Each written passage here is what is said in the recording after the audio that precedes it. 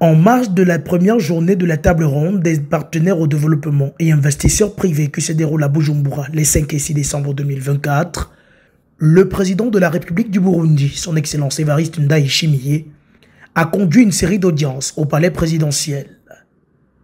Ces rencontres illustrent l'engagement actif du chef de l'État à promouvoir le potentiel économique du Burundi et à mobiliser des soutiens internationaux en faveur de l'agenda 2040-2060.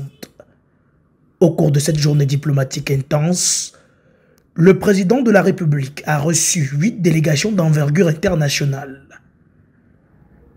Les délégations ont unanimement salué l'initiative du président Ndayishimiye de lancer cette table ronde, considérée comme un catalyseur pour le développement économique du Burundi.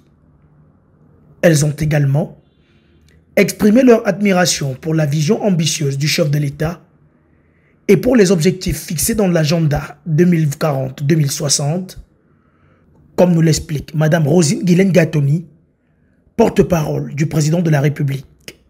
Dans la saveur de la réussite éclatante de la table ronde des partenaires au développement et des investisseurs privés qui vient d'être officiellement ouvert par la plus haute autorité du pays, son Excellence Évariste Ndayishimiye, ici au Burundi, le chef de l'État burundais a tenu à accorder son temps pour des audiences aux différents partenaires au développement et investisseurs privés présents à Bujumbura, capitale économique.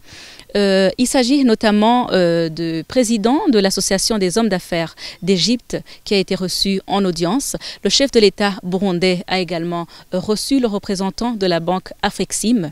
Il a par la suite reçu également une délégation d'Oman représentant la société de thé en Oman, avant de recevoir cette fois-ci le secrétaire exécutif de l'organisation Serdatola, une organisation régionale également. Le chef de l'État a également reçu une représentation du PNUD au niveau régional, particulièrement au sein du service chargé des appuis pour l'Afrique.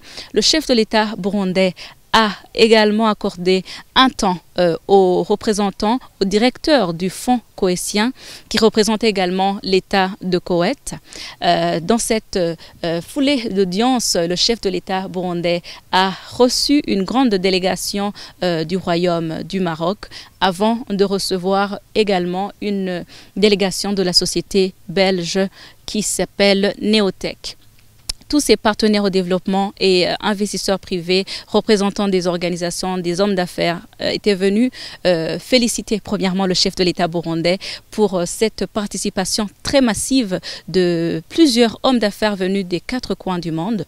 Ils sont venus également pour réitérer leur soutien au Burundi dans la mise en œuvre de la vision 2040, un engagement qu'ils ont déjà démontré à travers leur présence ici à la table ronde à Bujumbura. Ils sont venus présenter des projets, des stratégies, des programmes, des ambitions dans différents domaines, notamment des domaines porteurs de croissance et des domaines dans lesquels le Burundi a des atouts exceptionnels.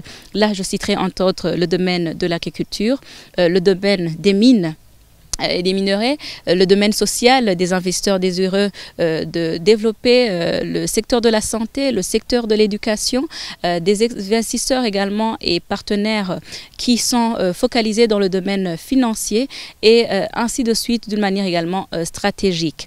Ils sont venus également réaffirmer leur soutien non seulement en tant que financiers mais également en tant qu'amis du Burundi, en tant que partenaires qui veulent cheminer ensemble avec le Burundi vers l'atteinte de la vision.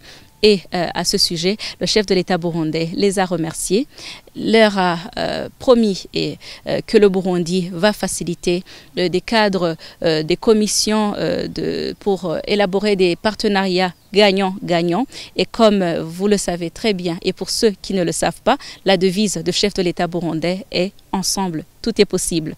Se basant sur cette devise, il est confiant que la vision 2040 sera réalisable et elle sera réalisable car, comme il le dit si bien, ensemble avec les amis et partenaires du Burundi, la roue est déjà en marche et aucune minute n'est plus à perdre. Ces audiences renforcent l'attractivité du Burundi sur la scène internationale, mettant en lumière ses atouts géographiques, ses richesses naturelles et son climat politique stable. Le président Ndayishimiye a profité de ces échanges pour souligner les opportunités d'investissement dans les secteurs clés tels que l'agriculture, les mines, le tourisme et les infrastructures. En accueillant ces délégations venues des 4 coins du monde, le Burundi se positionne comme une destination stratégique pour les investissements en Afrique de l'Est. Ce dynamisme diplomatique reflète l'engagement du président Évariste Ndayishimiye à faire du Burundi un acteur majeur du développement régional.